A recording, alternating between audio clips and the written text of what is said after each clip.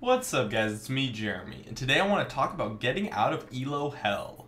Just before I start, I want to announce an awesome charity stream event that I'll be hosting on this Saturday, starting at 9 AM PST at twitch.tv/Jeremy_GamingCurios.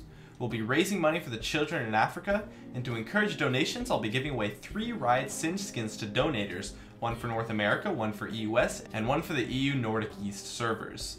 These skins were very generously provided by my friend Oliver at buylolskins.com. Do us both a favor and check out his site. He sells rare LoL skins for some pretty solid prices, and he's even got a sale going on the Human Rise and Silver Kale skins. Be sure to use the code GamingCurios at checkout for a full 10% off of your entire purchase, so you can ensure that you're getting a great price.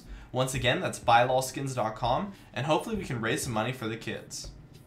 Anyways, this is a video about ELO hell, so let's get started. Now, I find that the concept of ELO hell can be summed up in quite a simple analogy. Now, ELO hell is actually very similar to real hell. They really do have quite a few similarities.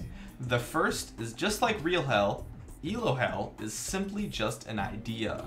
It's up to you whether or not you want to believe it exists. There's nothing wrong with believing it exists, and there's nothing wrong with believing it doesn't exist.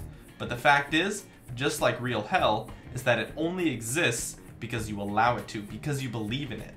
ELO hell exists because you believe in it, and when you stop believing in it, it stops existing.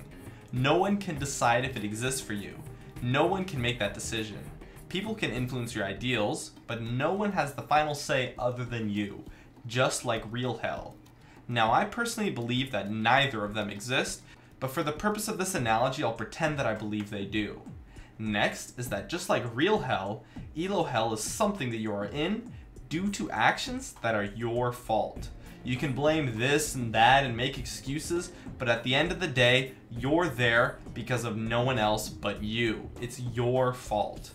This is exactly how ELO hell is. Now, not every game is winnable, just like how it isn't really possible to never do bad things in your lifetime, but at the end of the day, it's your overall actions and your conscious choices that make you a good person, and it's your overall play and skill level that will make you a better player and allow you to win games. That is the key to rising out of ELO hell. Yes, of course, some games are unwinnable, but at the end of the day, you really do have a huge influence on every single game you play, and you need to carry your games to win, not just go even. Albert Einstein once said, "The world is a dangerous place to live in, not because of the people who are evil, but because of the people who don't do anything about it." And this idea applies to ELO hell as well, and to your League of Legends games. You can't just expect to go even. You need to be the active force in every single one of your games in order to win.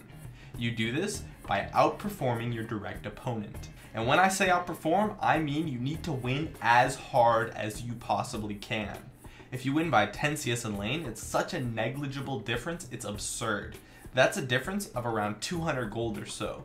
Now, you didn't lose, but at the same time, you're not really being that active force that you need to be in order to win. Now, if you win by, say, 30 CS in a kill, that's much better. That's a difference of 900 gold or so. But even that isn't enough to carry a game. Your direct opponent will still be able to beat you in duels probably, as a 900 gold difference really isn't that much. Now, let's say I beat my opponent by 5 kills, 50 CS, and take their tower in lane. That's going to be a difference of about 3,000 gold if you account for death streaks and factor in the global gold of the tower.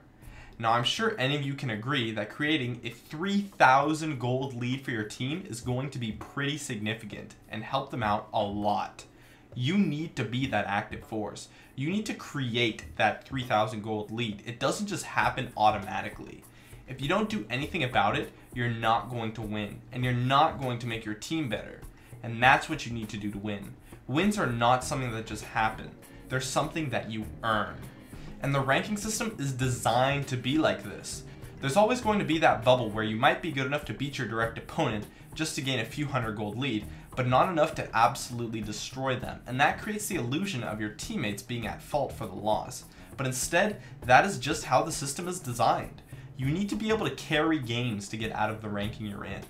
Now, there's always going to be extremes on both ends, such as games that you feed and get carried, or games that are simply unwinnable, and that's okay. You're crazy if you expect to reach Challenger in 100 games. Hell, even taking 100 games to climb a single tier is already really, really good. The current ranking system is supposed to take a long time. It's supposed to keep you playing. But in the end, the trolls and feeders will average out if you are truly good enough to climb out of where you are.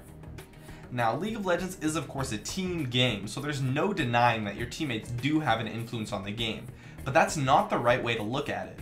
There's nothing you can do for your teammates, and nothing your teammates can do for you once the game is over.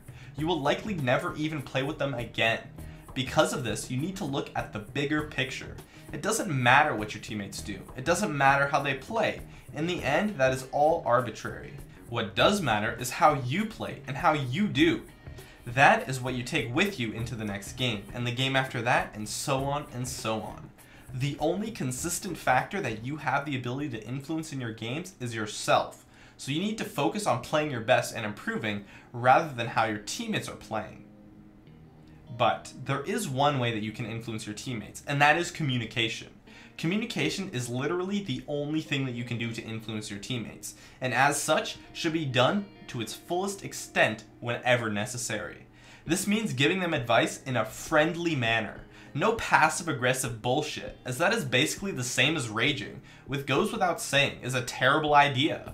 When you rage, you just make everyone feel bad and put them down, and it's the same if you're being passive-aggressive with your advice. It's tough to remember that there is a real human being on the other side of the computer screen, but there is, so they deserve the respect that you are expecting from them.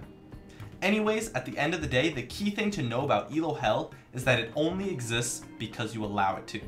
No one but you can make it go away, and it's up to you to decide whether or not you want to take that step, improve your mindset, and become a better player.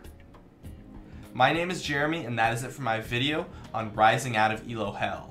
Make sure to check out the charity stream Saturday at 9 AM PST at twitch.tv/Jeremy_gamingcurios. And I'd love it if you could support me with a like.